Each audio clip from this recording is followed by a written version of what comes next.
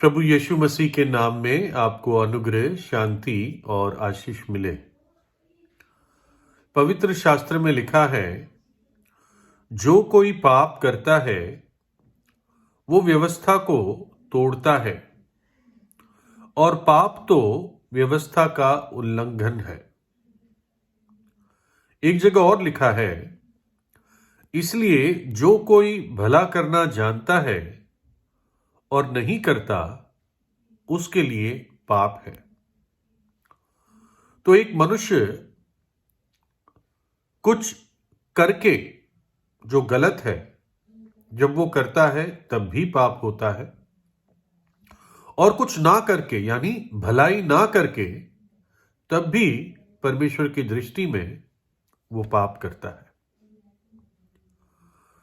एक परमेश्वर के दास थे C.H. स्पर्जन। उन्होंने कहा कि मानो कि मेरा प्रिय भाई की हत्या हो गई, तो अगर जिस चाकू से उसकी हत्या हुई, अगर मैं उस चाकू से प्यार करूं, उस चाकू को मेरे शोकेस में रखूं, जिस चाकू से मेरे भाई की हत्या हुई है, तो आप मेरे बारे में क्या सोचोगे?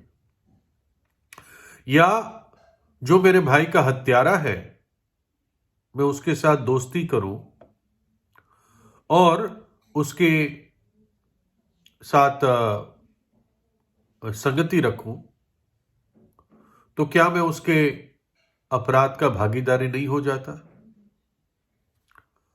और उसका परिवार मेरे बारे में क्या सोचेगा?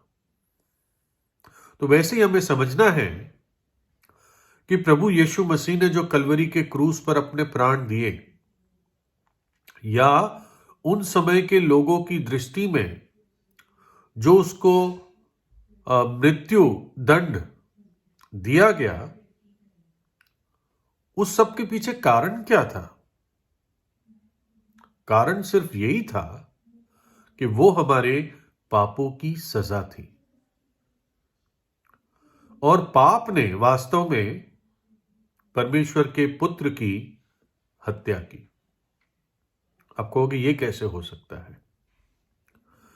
देखिए, क्योंकि हमारे पाप को जब उसने कलवरी के क्रूस पर उठाया, तब वो हमारे लिए एक बलिदान बना, हमारे पापों के लिए प्रायश्चित किया। और क्योंकि पापों की सजा मृत्यु है, इसलिए उसने मृत्यु को ग्रहण किया, मृत्यु से होकर वो निकला और तीसरे दिन जी उठा। उस कलवरी के क्रूस पर ही परमेश्वर पिता ने अपने पुत्र पर पाप के प्रति जो पूरा क्रोध था वो उंडेल दिया, क्योंकि परमेश्वर और पाप का कोई भी संबंध नहीं है। और इसलिए जब प्रभु यीशु ने हमारे पापों को अपने ऊपर ले लिया, तो उसको पाप के लिए जो सजा थी वो पूरी तौर से क्रूस पर सहनी पड़ी। सिर्फ इस बात को समझने के लिए कि परमेश्वर पाप से कितना घृणा करता है, एक व्यक्ति को क्रूस की तरफ देखना आवश्यक है। कैसे यीशु ने दुख उठाया, अपना लहू बहाया और अपने प्राण दे दिए। उसका शरीर आपके लिए तोड़ा गया और उसका लहू आपके लिए बहाया गया। पाप ने परमेश्वर के हृदय को छेद दिया, तो अब आप पाप से कैसे प्यार कर सकते हैं? वो वैसे ही होगा जैसे उस चक्कू से आप प्यार करेंगे जिस चक्कू से मेरे भाई की हत्या हुई है। लिखा है, प्रभु कहता है, परंतु मनुष्य को कहता है, परंतु तूने अपने पापों के कारण मुझ पर बोझ लाद दिया है और अपने अधर्म के कामों से मुझे थका दिया है। तेरे पाप और अधर्म इतने रहे हैं कि परमेश्वर कहता है, मैं थक गया हूं। देखिए, एक सी लाइन जो होता है हिंदी में सिंह कहते हैं। तो एक सिंह का जो पालने वाला है, जो उसको सर्कस में या चिड़ियाघर में उसको पालता है, उसका ध्यान रखता है, तो उसका ये कहना है कि ऐसी कोई भी चीज दुनिया में नहीं है कि एक पालतू सिंह हो सके। यानी सिंह कभी भी वास्तव में पालतू नहीं हो सकता। आज एक सिंह अच्छा बर्ताव कर सकता है और कल ही वो एक हत्यारा तूफान बन सकता है। आप उसको अपने हाथ से खाना दोगे, मतलब जिसने उसको पाला है वो खा लेगा, और अपना जब सिंह मुंह खोलता है तो उसका पालने वाला उसके मुंह के अंदर अपना सिर भी डाल देगा, तब भी सिंह उसको खाएगा नहीं। लेकिन अगले दिन का कोई भरोसा नहीं है। वही सिंह उसके हाथ को फाड़ के शरीर से अलग कर सकता है अगर उसको गुस्सा आ गया। वास्तव में वो हीरो होता है जो एक सिंह के पिंजरे में जाता है, वैसा सिंह जिसको कहा जाता है कि पालतू सिंह है। वो व्यक्ति भी एक बहुत बड़ा हीरो होता है। कहीं ना कहीं सिंह के अंदर एक खून की प्यास छिपी हुई होती है और कभी ना कभी वो लपक के बाहर आती है। और वैसे ही मनुष्य का सिस्टम है। कुछ लोग सोचते हैं नहीं, हमारे धार्मिकता के काम हम अपनी इच्छा से, अपनी ताकत से अपने आप को बुरी बातों से बचा के रखेंगे। ये बहुत अच्छी बात है। एक व्यक्ति अपने आप को बुराइयों से बचा के रखता है, बहुत अच्छी बात है। लेकिन हमें यह समझना है कि हमारे शरीर के अंदर जो जन्म से हमने पाप का स्वभाव पाया है, इसके अंदर एक विपरीत व्यवस्था काम करती है, और वो है पाप की व्यवस्था, पाप की ताकत। और कितना भी आप अपने शरीर को पाल लें, अपने स्वभाव को पाल लें, लेकिन किसी न किसी दिन वो पाप की ताकत फूट कर निकल जाएगी। तो फिर हल कहां पर है? देखिए, परमेश्वर का एक दास कहता है, वचन में लिखा है, सो मैं ये व्यवस्था पाता हूं कि जब भलाई करने की इच्छा करता हूं तो बुराई मेरे पास आती है।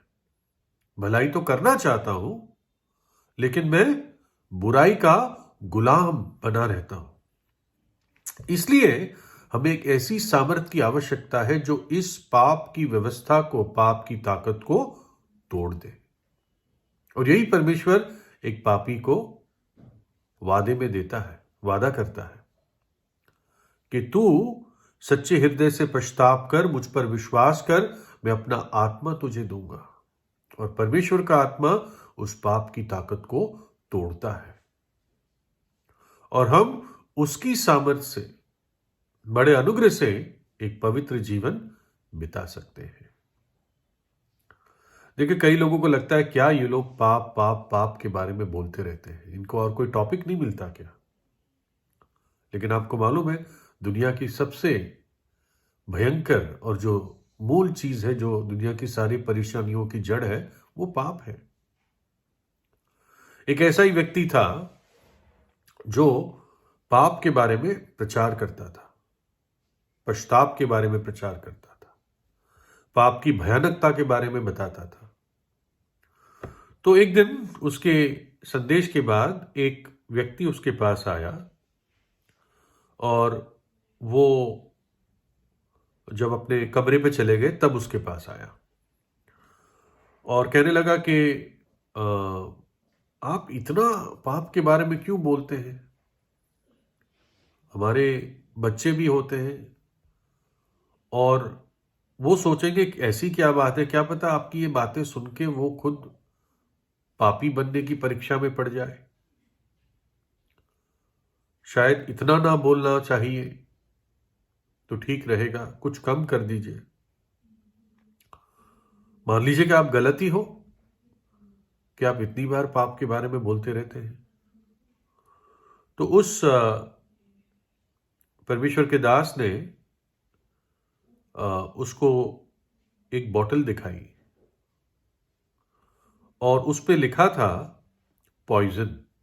वो एक प्रकार का शायद पेस्टिसाइड था, या कोई कीड़े या चूहे मारने की दवाई होगी।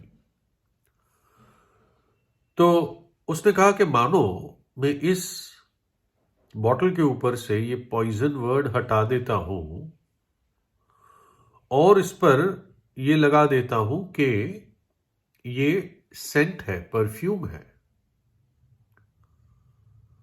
और मानो के कोई व्यक्ति किसी कारण इसको कंज्यूम कर लेता है गलती से भी, तो क्या होगा?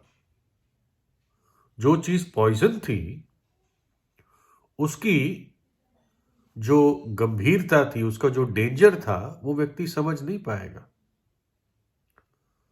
इसलिए पॉइजन को पॉइजन ही कहना पड़ेगा, पाप को पाप ही कहना पड़ेगा। पाप की जो भयानकता है वो ही सच्चाई से बताई जाएगी।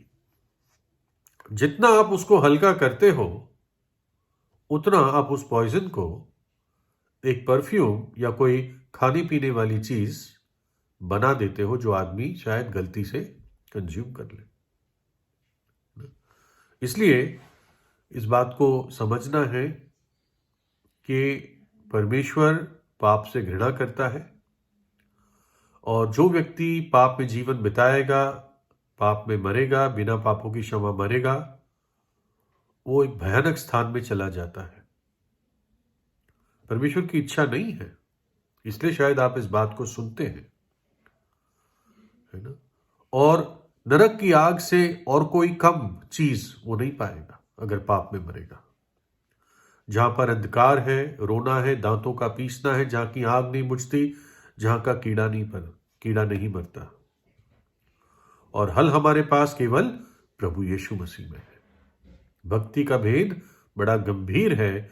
ईश्वर शरीर में प्रकट हुआ, मेरे और आपकी पाप की सजा को लेने के लिए परमेश्वर धरती पर आ गया, मनुष्य बन गया और तीसरे दिन जी उठा, है ना? इसलिए उस छुरी से, उस पाप से आगे को ना प्यार करें जिस पाप ने प्रभु यीशु की हत्या की।